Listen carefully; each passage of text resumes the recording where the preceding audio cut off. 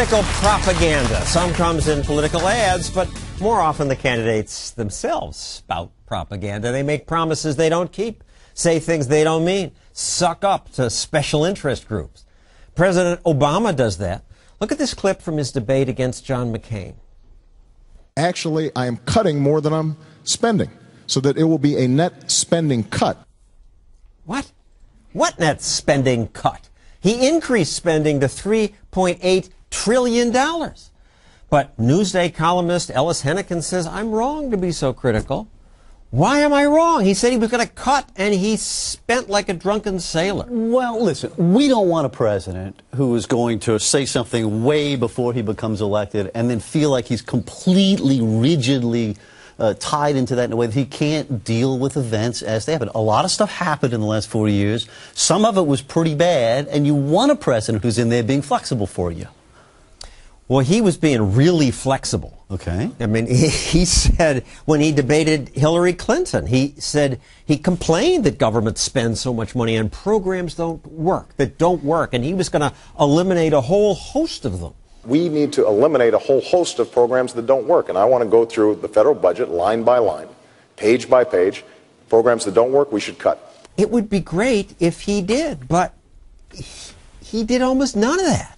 It's just lying. Well, hold on a second. I mean, there's an awful lot of money that's been spent, and much of it I don't support. But the reality is that we entered, in the early days of his administration, a huge fiscal problem that nobody was ready for, that nobody anticipated, the experts didn't warn us about, and we've spent the last 3.5 years trying to dig out of that thing, John. He knew that when he was saying these things. The recession had already begun. The housing bubble had burst. Yeah, actually, I don't think anybody knew it was going to be as bad as it turned out to be.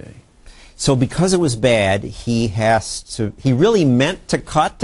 I mean, there are no programs that don't work that he could have cut. He cut like a couple tiny things. Clearly, there are a lot of things out there that he So why doesn't he do what he says he's going to do? Listen, here is the reality. Presidents we expect to represent our values in the world. And one of those values is being careful and cautious about the money we spend. But there are a lot of other values. We want to have opportunity in the society. We want to train people for the future. We want to do some things that protect the weakest among us. And there are a whole series of other needs that we've come together as a people, and some of them cost a lot of money. Well, all of them seem to cost a lot of money, and I would think the president is just selling us propaganda. Look at this. After inheriting a $1 trillion deficit, I signed $2 trillion of spending cuts into law. He signed spending cuts? $2 trillion in spending cuts? They cut some stuff. What he was saying is that over the next 10 years, instead of increasing spending by the $10 trillion I wanted to, I'll increase it by just $7.5 trillion. Well, I mean, isn't that deceit? Well, it's kind of going... Calling it a $2 trillion spending cut? Well, listen, it's easy in kind of broad strokes to say, oh, gee, we shouldn't spend all this money, okay? But the real challenge is looking at these things and making judgments, value judgments, about what it is that we want to do as a society. Do we want to spend money on defense? Do we want to educate our kids? Do we want to have cops and firefighters? Do we want decent roads? Cops and firefighters, that's local government's responsibility. Well, sometimes the federal government gets into that. Defense, he said he was going to end these wars. He's keeping an embassy with 15,000 Americans in Iraq. He wants to spend more on defense, not as much as Romney, but more. He wants to spend on everything. Right. Well, listen, I'm not going to disagree with you and fight you on every one of these issues, because there are some things that I wish we would cut. I mean, would rather get out of Afghanistan quicker than we're doing it. I mean, there are things. The answer is not, I don't think, for any reasonable person to defend all spending programs at all times. But what we have in our politics, really, in the end, is a fight over priorities, isn't it? Here's one last reason why I don't trust your favorite candidate. The war on drugs has been an utter failure, and I think that we need to rethink and decriminalize our marijuana laws. What I'm not going to be doing is using Justice Department resources to try to circumvent state laws on this issue.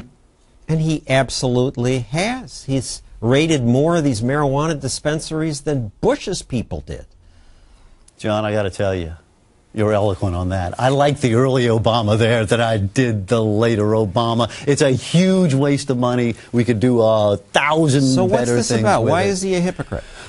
You know, I think he has bowed to political pressure on it. I hope that in the second term he's going to come around and do a better job of that and let you and I pressure him on it, because that is truly the biggest waste out there, is that failed war on drugs. The real wars are a big expense as well, they but cost a lot of it's good money we can agree on something. Thank you, Ellis Henican. Stay with us, because the audience will